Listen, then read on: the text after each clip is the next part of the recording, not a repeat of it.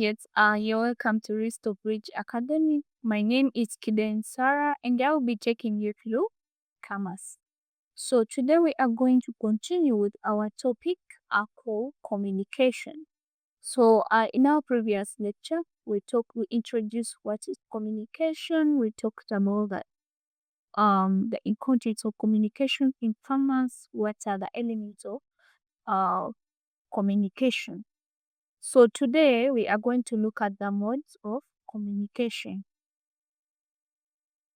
So we have mainly two different modes of communication. That is oral or verbal communication, and then we have written or non-verbal communication. By the end of this lesson, I expect you to be able to define or to identify the modes of communication, to define what is oral communication, explain the advantages and disadvantages of oral communication, and then also define what is written communication, and then also explain the advantages and disadvantages of a written communication. So that would say that the modes of communication, we have the oral or verbal communication. So right now what I'm having a kind of oral communication or verbal communication. And then also the non-verbal communication or written communication, it is the one that is written down with the newspapers, the books, that is written communication. So let's look into details what is oral communication. So we see that an oral communication is the exchange of messages from one individual to another verbally. It may be face to face. It may also involve use of drum and bells. These was the old ways of communication. So long time ago, people used to communicate using the drums and then the bells. For example, if they are passing an information, then there is meeting, and then they go around the community, and then they drum. They go while drumming, and then also others use the bells. So you just know that is another way of communicating. And then we also have telephone, television, radio, calls, and so many others. And then also it may also involve conversation, meetings, conferences, interview, training, and many others. So let's look at the advantages of oral communication. So one, it saves time compared to written communication, whereby you just if an oral communication, you get there and then the feedback. So it's like you communicate. When you communicate to someone, they give you back a feedback. And then also it is cheap. It's especially for short distances, since no costs are involved at all. And then also it avoids errors or mistakes which may result from the use of telegrams. Uh, Telegrams tends to be too brief. So this may, if you use verbal communication, it means it saves errors. And then also it creates direct contact between the two parties, the buyer and then the seller. And then also it gives rooms for details discussions about the goods, their prices, terms of payment, terms of delivery. So, having looked at the advantages of oral communication, we also have the disadvantages of oral communication. So, it may not be taken seriously because of lack of written evidence between the two parties. So, when we go to, for example, this may apply in case in court. When you've gone to a court, you find out that they believe so much in evidence than just talking. So it means that if you have evidence or something that evidence that yet you indeed did this. So because someone may deny that no, I didn't do that very thing. I didn't say that. I didn't say that. I didn't say that. but then they deny, but then the truth is yet they said it. But then if you have an evidence either written or you have an evidence either you've recorded or what, that one it means you've win a case. So it's, and then it may turn out to be expensive if the message is sent to a long distance by phone system. And then it also, errors may arise from misunderstandings of speakers, especially where the message is misheard or poorly pronounced. So people have different ways of pronouncing.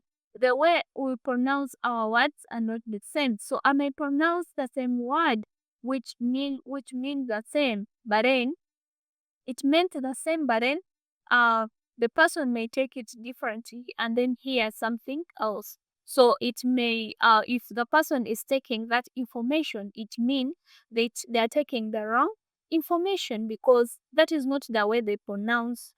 And then we also see that illustrations in form of diagram cannot be made through oral communication. There is no way you can do illustration. And then also information cannot be stored. You cannot store information. This means that that information can be forgotten easily because you cannot be able to keep 100% of the information that you've been told on your head. So it means that it can easily be forgotten. And then we see that information can people who are deaf and dumb cannot use this communication. So for instance, if you're not if you cannot talk, and then also if you cannot hear, so it becomes very hard for them to use this because you're not hearing what they are saying, and then you also cannot talk. So when we look at uh, written communication, we see that it involves messages, information sent or received in writings. So it includes the letters, the magazine, the newspapers, the fax, and among others. So we have advantages of using written communication. It provides written records for future reference. It serves as for future reference. So this one, the written in it can you can store written information for long. So and then it becomes in future you can be able to refer back to the information. And then also it serves as a legal evidence for contract between two parties. For example, the rent if we are in rent and then you and your tenant um the tenants, you make an agreement of how you are going to do the terms. So it means that the landlord and then the tenants, they come up with a document and then they sign. So that one becomes an evidence of how the payment is. So that one cannot claim that I was told to pay 1,000.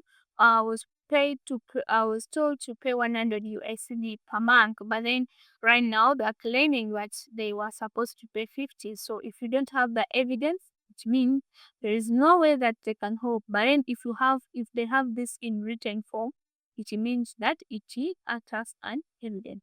And then also it makes it possible for information to be produced and distributed to different parties.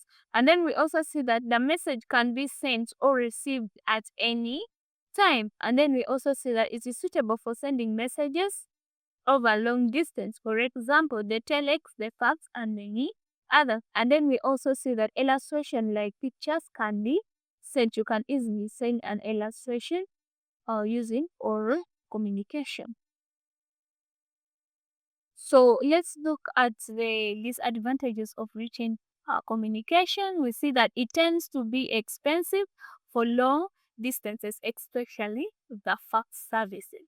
So there is lack of direct contact between the parties involved. So there is no that direct contact because since the information you're going to find it on written already. There is danger of changing the message through forgery. So people can tend to forge and then change the information. And then we see that some messages are brief to provide enough information. For example, the telegram.